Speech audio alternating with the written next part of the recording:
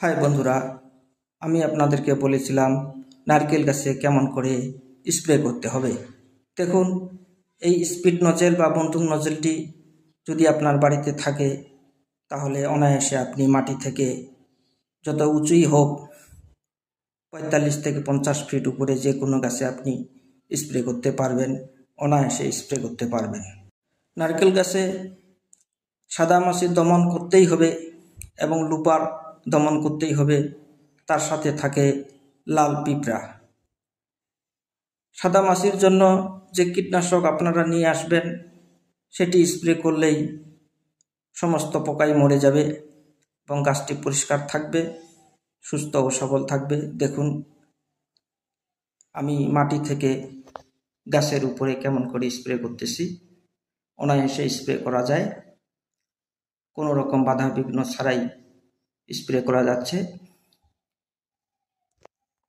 নারকেল গাছগুলির পরিপূর্ণ বয়স না হওয়া পর্যন্ত এইভাবে আপনারা যদি স্প্রে করুন বা করেন তাহলে দেখবেন যে আপনার গাছগুলি সুস্থ এবং সবল থাকবে, কোনো সমস্যা হবে না। এইভাবে স্প্রে করুন, গাছের গোড়ায় জৈব সার দিন, দেখবেন গাছগুলি ভালো থাকবে এবং খুব তাড়াতাড়ি বড় হয়ে যাবে।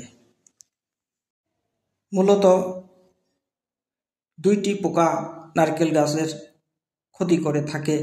এক নম্বরই হচ্ছে হোয়াইট ফ্লাই বা সাদামাছি, 2 নম্বর হচ্ছে লাল পিঁপড়া।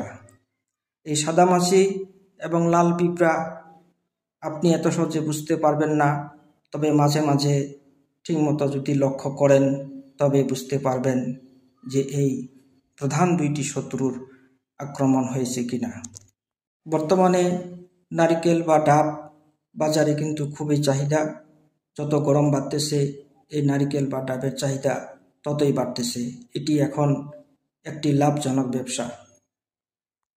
আমার ভিডিওটি ভালো লাগলে এবং পরবর্তী যদি ভিডিও পেতে চান তাহলে অবশ্যই আমার চ্যানেলটি বা ভিডিওটি লাইক, কমেন্ট এবং সাবস্ক্রাইব করবেন প্লিজ।